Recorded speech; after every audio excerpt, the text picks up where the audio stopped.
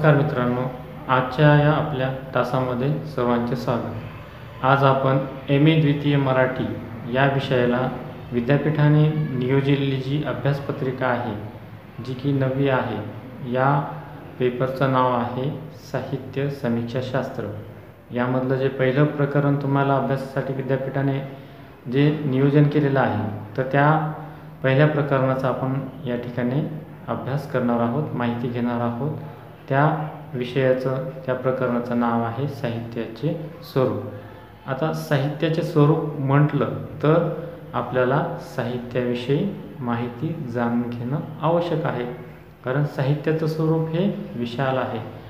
साहित्याविषयी प्रत्येकाचं मत वेगवेगळं आहे, तर साहित्याचं स्वरूप कशा पद्धतीनं उलगडत गेलेलं आहे, कशा पद्धतीनं साहित्य म्हटलं गेलेलं आहे, याविषयीचं जे विवेचन आहे, म्हणजे आपले जे विचारवंत आहेत, जे साहित्यिक आहेत, त्या साहित्यिकांनी काय केलं आहे, तर आपले मत साहित्य समीक्षेविषयी वेगवेगळे प्रकट केलेले आहे। ते मत आपण एक पद्धतीने त्यांच्या जे व्याख्या आहेत, त्यांच्या जे संकल्पना आहेत, त्या संकल्पनेच्या आधारे आपण समजून घेणारच आहोत। आता आपण सुरुवातीला साहित्याचे जे स्वरूप आहे, तर हे साहित्याचे स्वरूप अगोदर कसं होतं, कारण साहित्य म्हटलं तर हा शब्द मुळात कसा उगम पावलेला आहे, तर साहित्य हा शब्द भाम यांच्या शब्दार्थ सहितो या वाक्यामधून, या त्यांच्या संकल्पनेनुसार त्यामधलं जे संहितत्व आहे, या संहितत्वाच्या पुढचा जो अंग आहे किंवा यावरूनच काय केलेलं आहे, तर साहित्य हे नाव पुढे आलेलं आहे। संहित म्हणजे त्याचा अर्थ अशा पद्धतीने घेतला जातो की संहितम या शब्दाचा अर्थ अशा पद्धतीने सांगण्यात आलेला आहे की हितेन सहितम म्हणजे हितासाठी जे साहित्य निर्माण केलेलं आहे, ते साहित्य सर्वांच्यासाठी उपयुक्त असं साहित्य आहे, त्याला साहित्य म्हटलं जातं। आता साहित्य म्हटलं तर आपण दररोजच्या उपयोगामध्ये आपण वेगवेगळं साहित्य उपयोग करतो। आता हे साहित्य म्हणजे बांधकामासाठी साहित्य किंवा घरगुती साहित्य, अशा वेगवेगळ्या प्रकारचे साहित्य आपण दररोजच्या पद्धतीमध्ये वापर करत आहोत। मग साहित्य हा शब्द साहित्याच्या निगडीत म्हणजे जे सौंदर्यपूर्ण साहित्य आहे, असं जे साहित्य आहे, त्या साहित्यालाच आपण काय म्हटलं जातं, तर ललित साहित्य। ललित साहित्य म्हटलं की त्याच्यामध्ये लालित्य आलं, लालित्य अर्थात त्याच्यामध्ये सौंदर्य आलं। आणि सौंदर्य हा शब्द कसा आहे, तर आनंद देणारा आहे, म्हणजे त्याच्यामध्ये रस आलेला आहे, कारण जे सौंदर्यपूर्ण साहित्य असतं ते मनाला लुभावतं।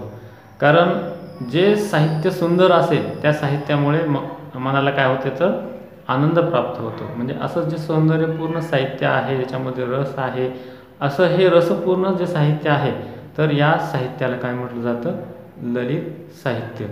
आता ललित साहित्य म्हटल्यानंतर आपल्याकडे कथा, कादंबरी, नाटक, कविता असे प्रकार जे आहेत, जे की मराठी साहित्यामध्ये लालित्यपूर्ण आहेत। मग या ललित साहित्याचा मराठी साहित्यामध्ये काय केलं जातो, तर समावेश केला जातो। पूर्वीच्या काळी जे भारतीय विचारवंत होते, तर त्यांना पौरात्य साहित्य विचारवंत असा हा शब्द वापरला जायचा। म्हणजे या भारतीय साहित्य विचारवंतांनी आपली साहित्याविषयीची वेगवेगळी मते मांडलेली आहेत। आणि पूर्वीच्या काळी जे साहित्य होतं, तर हे जे साहित्य आहे, तर हे काव्यात्मक होतं। काव्यात्मक असल्यामुळे कवी हा शब्द त्यावेळेस प्रचलित होता, म्हणजे कवीने केलेले साहित्य म्हणजे काव्य होतं। त्यावेळेस साहित्य हा शब्द नव्हता, त्यामुळे कविता जो निर्माण करायचा त्याला कवी असं म्हटलं जायचं। म्हणजे कविता हा त्यावेळेसचा महत्त्वाचा मुद्दा होता आणि काव्य हे त्यावेळेसचा महत्त्वाचा मुद्दा होता। म्हणजे या अनुषंगाने त्यावेळेस काव्याला काय केलं जायचं, महत्त्व मानलं गेलेलं आहे। कारण त्यावेळेसची जी पद्धती होती, तर ती काव्यात्मक होती। कारण आज जे आपण भारतीय साहित्य विचार पाहणार आहोत, त्यांच्या संकल्पना पाहणार आहोत, तर यांनी साहित्याचे जे स्वरूप आहे, तर हे साहित्याचे स्वरूप शब्द आणि त्याचा अर्थ या दृष्टिकोनातून मांडलेला आहे। म्हणजे शब्द आणि त्याचा अर्थ याचा त्यांनी मानवीय शरीराशी संबंध जोडलेला आहे. म्हणजे मानवीय शरीर हे दिसतं, तर त्याच पद्धतीने शब्दही काय करतात तर आपल्याला दिसतात. म्हणजे शब्द हे मानवीय स्वरूपासारखेच असते आणि शब्दामध्ये दडलेला जो अर्थ आहे तर तो अर्थ हा मानवीय शरीरामध्ये जसे आत्मा असते तर त्या पद्धतीनं जो दडलेला अर्थ आहे तर त्या अर्थाचा संबंध त्यांनी मानवी शरीरामध्ये जे आत्मा आहे त्या आत्म्याशी त्यांनी काय केलं आहे तर जोडलेला आहे. म्हणजे तिकडे शब्द आणि अर्थ आणि इकडे मानवी शरीर आणि आत्मा या दोन दृष्टिकोनातून त्यांनी काय केलं तर आपलं साहित्य प्रकट केलेलं आहे. तर अशा या साहित्य समीक्षेमध्ये, साहित्यशास्त्रामध्ये, अशा ह्या साहित्य विचारामध्ये आपण जे साहित्यिकांनी साहित्याविषयी जे मत मांडलेलं आहे, कारण ही जी मंडळी आहेत तर ही पौरात्य विचारवंत आहेत. कारण यांनी जे प्राचीन काळामधले जे विचारवंत आहेत यांनी साहित्याचं स्वरूप कशा पद्धतीने सांगितलेलं आहे.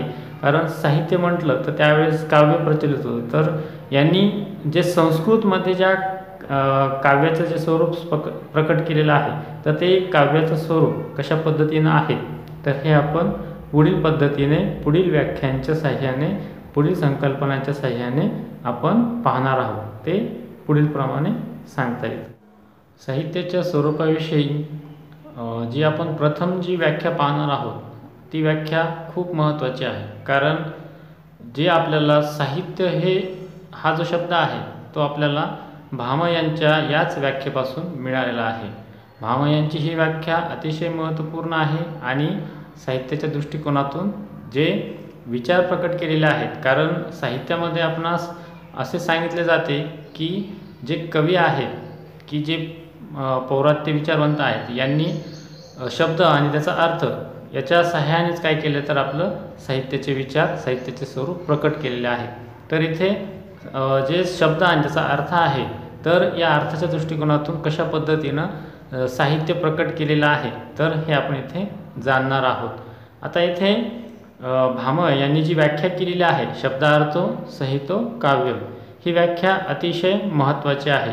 आता इथे भामह यांनी आपल्या ज्या व्याख्यामधून जे शब्द आणि यांचं जे संहितत्व आहे तर यालाच काय म्हटलेलं आहे तर काव्य म्हटलेलं आहे. त्यांची जी व्याख्या आहे शब्दार्थो संहितो काव्यम, यामध्ये त्यांनी असं सांगण्याचा प्रयत्न केलेला आहे की शब्द आणि त्याच्यामध्ये दडलेला जो अर्थ आहे यांच्यामध्ये जे संहितत्व आहे, याच्यामध्ये जी संबंध आहे तर ते योग्य पद्धतीने असेल, त्याच्यामध्ये संहितत्व असेल, त्याच्यामध्ये नियम निकष असतील तरच त्याला काय म्हटलं जातं काव्य म्हटलं जातं. म्हणजे शब्दार्थो संहितो काव्यम हे भामह यांनी साहित्याच्या स्वरूपाविषयी केलेली महत्त्वाची व्याख्या आपल्याला इथे पाहावयास मिळते. आता भामह यांनी ही जी व्याख्या केलेली आहे या व्याख्येपासूनच म्हणजे 6व्या शतकापासूनच साहित्य या प्रकाराची काय झालेलं आहे तर शब्दाची उगम झालेला आहे. म्हणजे साहित्य हा शब्द भामह यांच्या व्याख्येपासूनच पुढे आलेला आहे. कारण त्याच्या अगोदर नाट्यशास्त्र जे की भरत मुनींनी लिहिलेलं आहे तर याच्याविषयीच काय केली गेली होती तर माहिती अधिक प्रमाणात प्रकट केली गेली होती. आणि भामह यांनी आपल्या या व्याख्येमध्ये जे संहितत्व सांगितलेलं आहे त्या संहितत्वानुसारच साहित्याची काय केलेली आहे तर व्याख्या केलेली आहे. त्यामध्ये पाणिनीने पण काय केलं आहे तर भर टाकलेली आहे. अशा भामह आणि पाणिनी यांच्या दृष्टिकोनातून जे साहित्य निर्माण झालेलं आहे तर त्या साहित्याचा पुढे आज आपण साहित्य हा शब्द काय करत आहोत तर वापर करत आहोत. भामह यांच्या व्याख्येमध्ये शब्द आणि त्याचा अर्थ यांचं संहितत्व सांगितलेलं आहे. त्याचा प्रत्यय आपण जे मानवीय शरीर आहे आणि मानवीय आत्मा आहे याच्याशी आपण त्याचा संबंध कशा पद्धतीने जोडलेला आहे ते या व्याख्येनुसार समजून घेऊयात. इथे शब्दार्थ संहितो काव्यम ही जी व्याख्या आहे यामध्ये शब्द आणि त्याचा अर्थ याला काय केलेलं आहे तर महत्त्व दिलेलं आहे. म्हणजे शब्द जेव्हा आपण उच्चारतो तर त्याच्यामध्ये दडलेला जो अर्थ आहे, कारण इथे वरवरचा अर्थ न घेता त्याच्यामध्ये दडलेला जो अर्थ आहे तर तो अर्थ आपल्याला माहिती असणं आवश्यक आहे. कारण शब्द हे वरवरचे सौंदर्य दाखवणारे आहेत, परंतु त्याच्यामध्ये दडलेला जो अर्थ आहे तर तो इथे महत्त्वाचा आहे. यामध्ये जर सहसंबंध असतील तरच तो साहित्य कसं ठरेल तर योग्य ठरेल. त्याला त्या कालखंडामध्ये काव्य असं म्हटलं गेलेलं आहे. परंतु आजच्या कालखंडामध्ये जर आपण पाहायचं तर आपल्याला काव्य न म्हणता आज आपण साहित्य म्हणतोय. त्या कालखंडामध्ये मानवीय शरीर आणि आत्मा याच्याशी काय केलं गेलं होतं तर शब्द आणि अर्थ याचा संबंध जोडला होता. म्हणजे मानवी शरीरामध्ये जशी आत्मा असते तसंच शब्दामध्ये दडलेला जो अर्थ आहे याचा संबंध त्या कालखंडामध्ये जोडला गेलेला आहे असे आपल्याला इथे सांग. यानंतर पुढची जी व्याख्या आहे काव्य ग्राह्य अलंकारात सौंदर्य अलंकारात, ही जी व्याख्या आहे तर ही व्याख्या वामनाने अतिशय समर्पकपणे वापरलेली आहे. कारण वामनाने जे विचार प्रकट केले आहेत ते अलंकाराच्या साह्याने प्रकट केले आहे. म्हणजे इथे काव्य केव्हा ग्राह्य होते जेव्हा त्याच्यामध्ये अलंकाराचा आपण उपयोग करू आणि या उपयोग केल्यामुळे अलंकाराला जेव्हा सौंदर्य प्राप्त होते तेव्हाच काव्य काय होते तर ग्राह्य होते असे वामनाने येथे सांगितलेले आहे. वामनाने याचा अर्थ अशा पद्धतीने सांगितलेला आहे की काव्य हे अलंकारामुळेच ग्राह्य होते. सौंदर्य हाच अलंकार होय. कारण काव्य असे ग्राह्य फक्त तेव्हाच होते जेव्हा त्यात अलंकाराला महत्त्व दिले आहे. सत्य म्हणजे सौंदर्य व्यावहारिक गोष्ट, परंतु हे सौंदर्य नाही तर प्रसन्न करणारा हृदयाला आनंदित ठेवणारा हे सौंदर्य या ठिकाणी त्यांनी म्हटले आहे. सौंदर्य हाच अलंकार होय. अलंकार म्हणजे सौंदर्य होय. व्यवहारामध्ये जास्तीत जास्त लोक अलंकार वापरतात. कवितेत केवळ शब्द किंवा रचना महत्त्वाची नाही तर अंतर आत्मा किंवा कवीला काय सांगायचे आहे हे लक्षात घ्यावे लागते. येथे वामनाने काव्याला अलंकाराच्या दृष्टिकोनातून कसं सौंदर्यपूर्ण नटवलं गेलेलं आहे याचा विचार प्रकट केलेला आहे. तेव्हा वामनाची ही व्याख्या आपणास काव्याचे जे स्वरूप आहे साहित्याचे जे स्वरूप आहे ते प्रकट करताना महत्त्वाचे ठरते. त्यानंतर पुढच्या ज्या व्याख्येमध्ये असे सांगितलेले आहे की नन्नू शब्दार्थ काव्यम ही रुद्रट यांनी केलेली व्याख्या आहे. या व्याख्येमध्ये त्यांनी असं सांगितलेलं आहे की शब्द आणि अर्थ म्हणजे काव्य. म्हणजे इथे शब्द आणि अर्थ त्याशिवाय दुसरं काहीच काव्यामध्ये असू शकत नाही. कारण या व्याख्येमध्ये त्यांनी शब्द आणि त्याचा अर्थ यालाच काय केलेलं आहे तर इथे प्राधान्य दिलेलं आहे. कवितेतील शब्दाचा अर्थ सर्वसामान्य माणसाला समजत नाही तर कविता समजून घेणाऱ्याच्या ठिकाणी ती वृत्ती लागते. ज्या शब्दाला अर्थ नाही ते काव्यच नाही. कविता समजून घेण्यासाठी कवितेच्या किंवा कवितेच्या पातळीवर जावे लागते. कवितेत शब्द आणि अर्थ यांनाच महत्त्व असते असे येथे रुद्रटांनी आपल्या नन्नू शब्दार्थ काव्य या व्याख्येमध्ये सांगितलेलं आहे. त्यांनी शब्द आणि त्याचा अर्थ याशिवाय काव्यामध्ये दुसरं काहीच नसतं असं सांगितलेलं आहे. या ठिकाणची ही जी व्याख्या आहे ती अतिशय महत्त्वाची ठरते. पुढच्या या व्याख्येमध्ये आपणास असे सांगण्यात आले आहे की रमणीय अर्थ प्रतिपादक शब्द काव्यम ही व्याख्या जगन्नाथ यांनी केलेली आहे. या व्याख्येमध्ये असे सांगण्यात आलेले आहे की रमणीय अर्थाचे प्रतिपादन करणारे शब्द म्हणजे काव्य. येथे रमणीय अर्थ याचा संदर्भ आनंदाशी जोडलेला आहे. कारण रमणीय अर्थ म्हणजे आनंददायक जे शब्द आहेत किंवा ज्यापासून आपल्याला आनंद मिळतो अशा शब्दांची अशा रमणीय शब्दांची जेव्हा आपण उपायोजन करतो तेव्हाच त्या शब्दांना काव्याची प्रचिती होते, म्हणजे आपल्याला प्राप्त होते. कवितेत शब्द असतात पण ते रमणीय म्हणजे आपल्याला आनंद होतो असा अर्थ जे शब्द सांगतात ते काव्य शास्त्रज्ञांनी कवितेला मानवीय देहाची उपमा दिली. तुम्हा आनंद रमणीय वाटणारे शब्द म्हणजे काव्य होय असे आपणास या व्याख्येनुसार समजते. कारण जगन्नाथाने येथे रमणीय अर्थाला प्राधान्य दिलेलं आहे, म्हणजे आनंददायक शब्दांना इथे काय केलेलं आहे, प्राधान्य दिलेलं आहे. एखादी कविता वाचून तुम्हाला अतिशय आनंद होतो म्हणजे तुम्हाला तिथे रमणीय अर्थ प्राप्त होतो, म्हणजे आनंद प्राप्त होतो.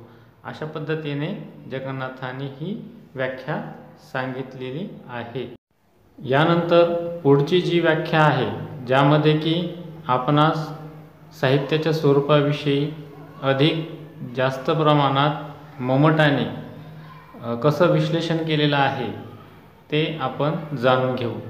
पुढच्या व्याख्येमध्ये असं सांगितलेलं आहे, तत अदोषी शब्दार्थो सगुणो अलंकृत पुन्हा कद्यपि.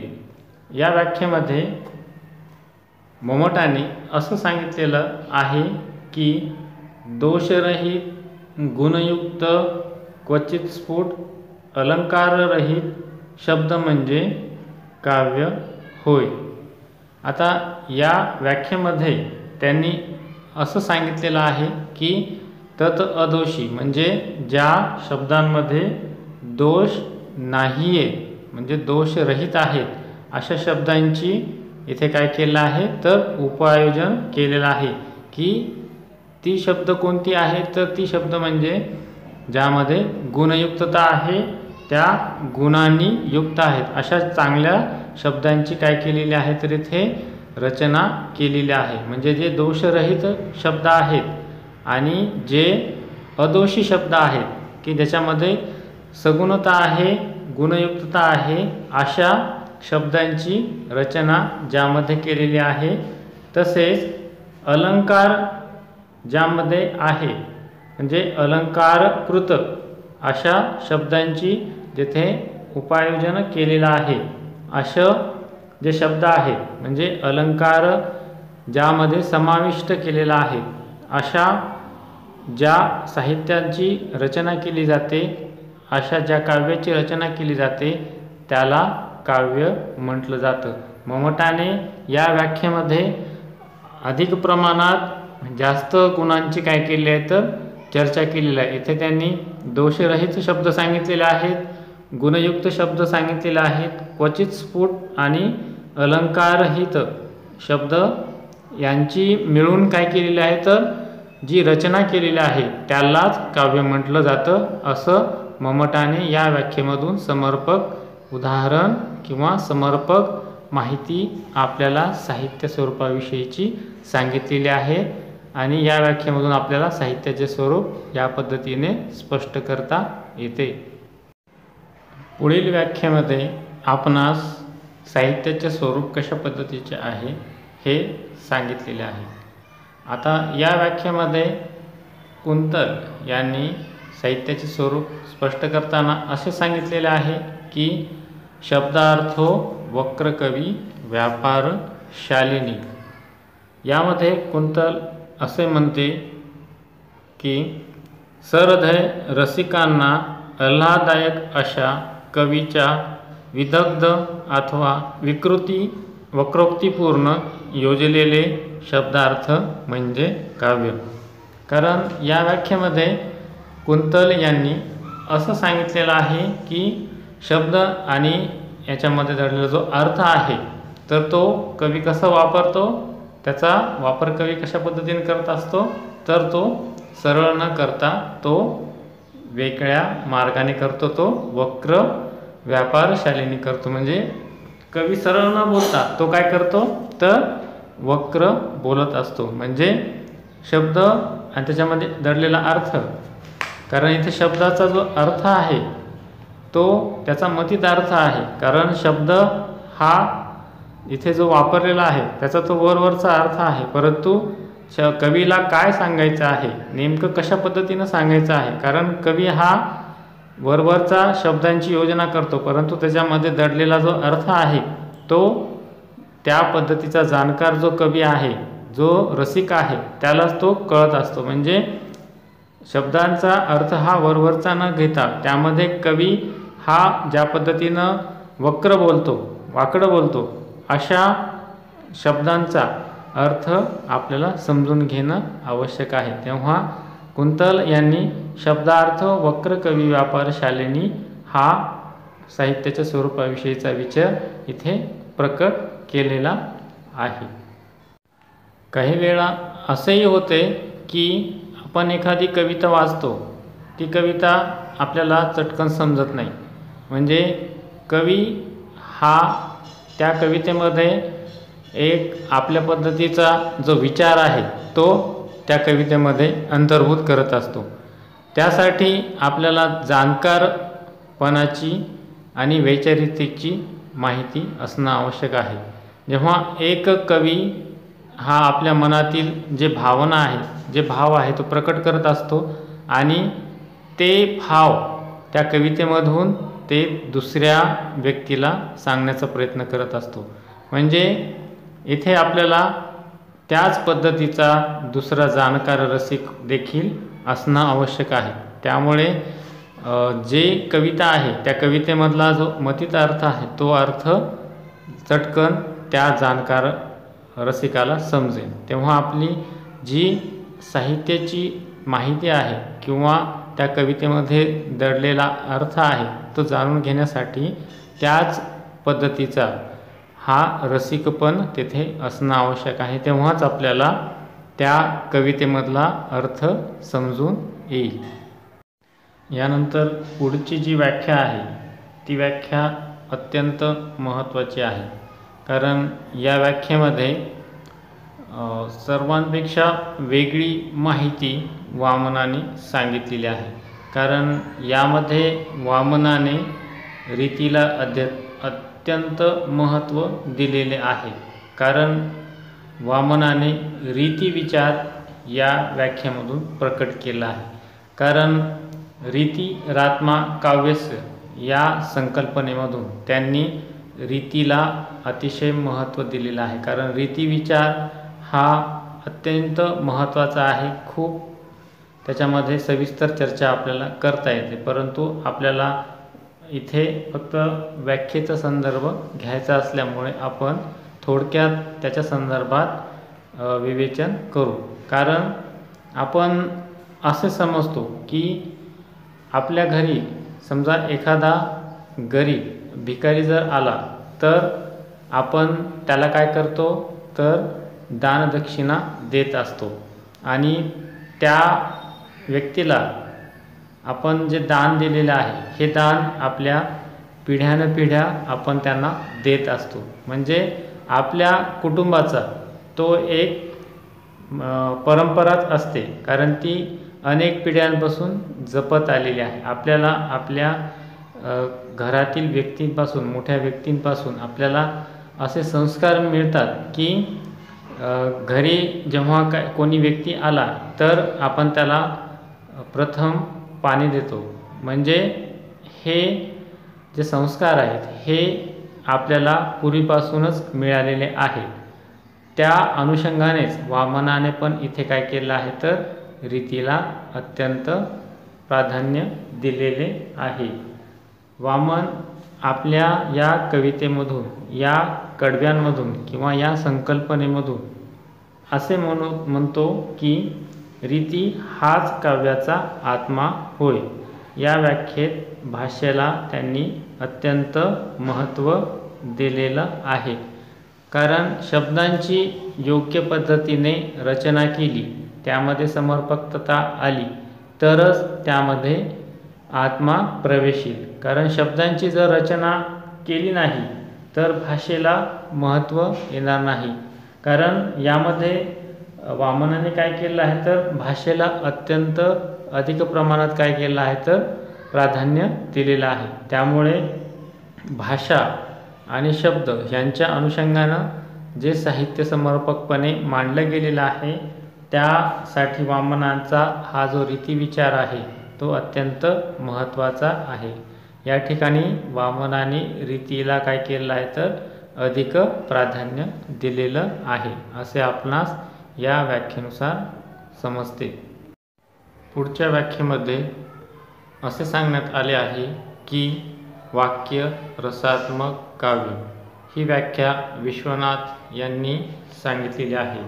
या व्याख्येमध्ये रसयुक्त वाक्य म्हणजे काव्य असे सांगण्यात आलेले आहे. आता आपणास नाट्यशास्त्रामध्ये वेगवेगळे रस आपण पाहिलेले आहेत.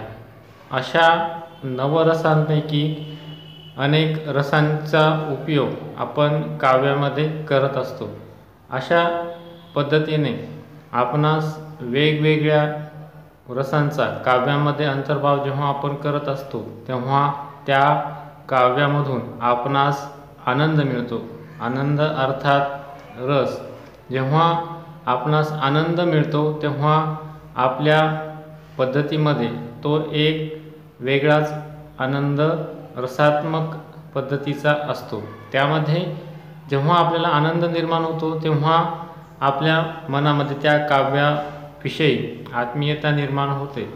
अशा वाक्यांची रचना जेव्हा रसदृष्ट्या महत्त्वाची असते तेव्हाच त्या वाक्यामध्ये काव्यमयता येत असते असे विश्वनाथ यांनी या ठिकाणी सांगितलेले आहे. म्हणजे जेव्हा वाक्यामध्ये रसयुक्तता असते, रसाचा अंतर्भाव केलेला असतो तेव्हाच ते वाक्य हे काव्य म्हणून गृहीत धरले जाते.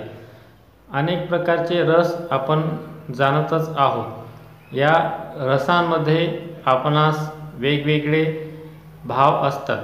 मग या भावामधून आपल्याला प्रयुक्त होणारा जो आनंद आहे तो वेगवेगळ्या परीचा असतो. कारण एका पद्धतीचा लेखक हा एकाच पद्धतीचा रस निर्माण करत असतो. कारण काव्याच्या दृष्टिकोनातून आपण विचार जर केला तर काव्यामध्ये अनेक प्रकारचे कविता करणारे कवी असतात. त्यांच्या विचारण्याची किंवा विचार करण्याची पद्धती ही वेगवेगळ्या परीची असते.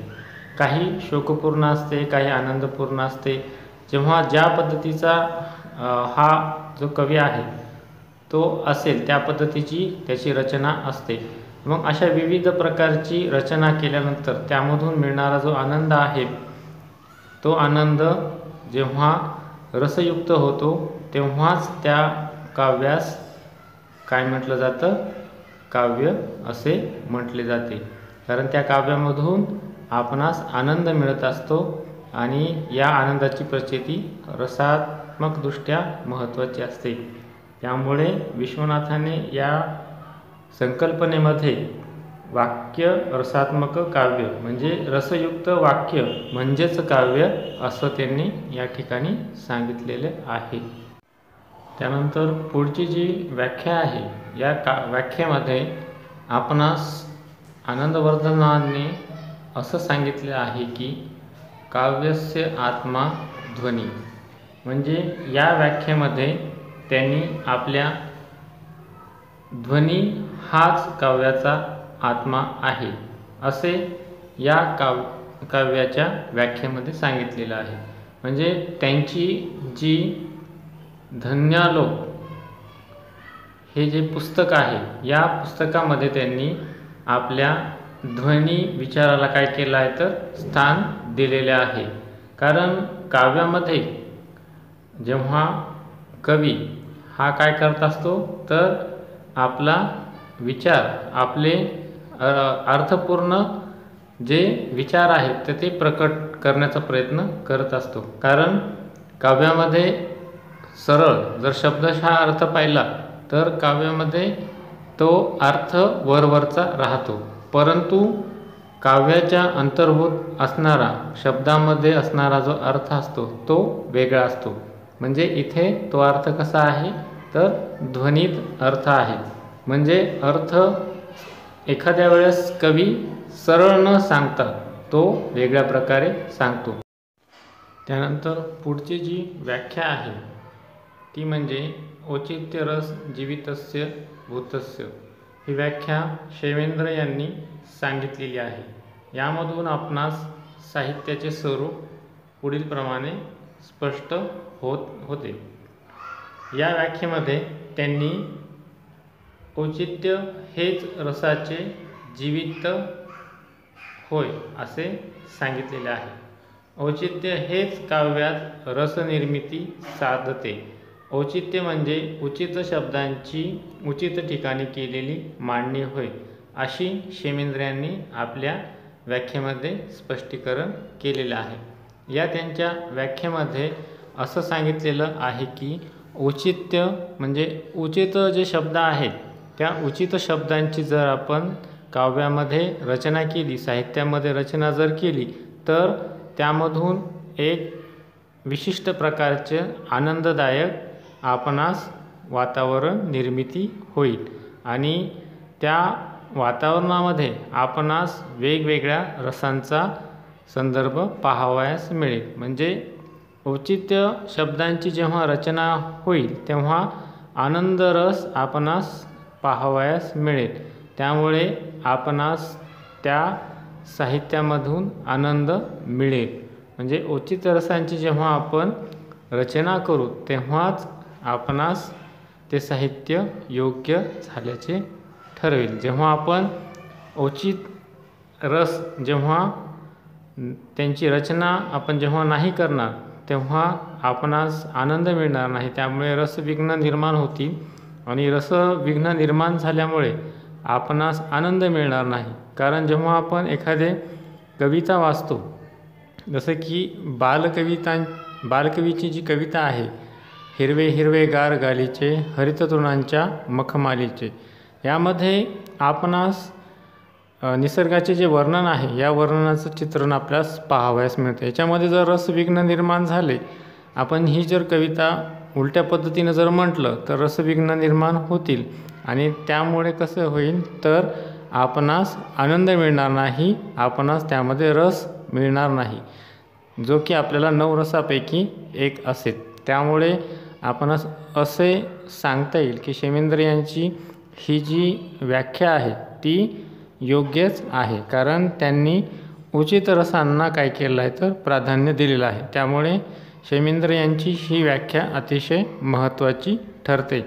या पद्धतीने आपण भारतीय विचारवंतांच्या म्हणजे पौरात्यांच्या व्याख्या पाहिलेल्या आहेत, त्यानुसार आपण येथे विवेचन केलेले आहे।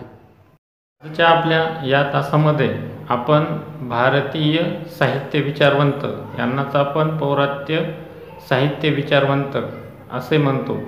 यांच्या दृष्टिकोनातून आपण जे साहित्यांच्या ज्या व्याख्या आहेत त्या व्याख्या आपण काय केल्या आहे तर इथे पाहिलेल्या आहेत। यांच्या दृष्टिकोनातून साहित्याचे स्वरूप आपण काय केले आहे तर प्रकट केले आहे।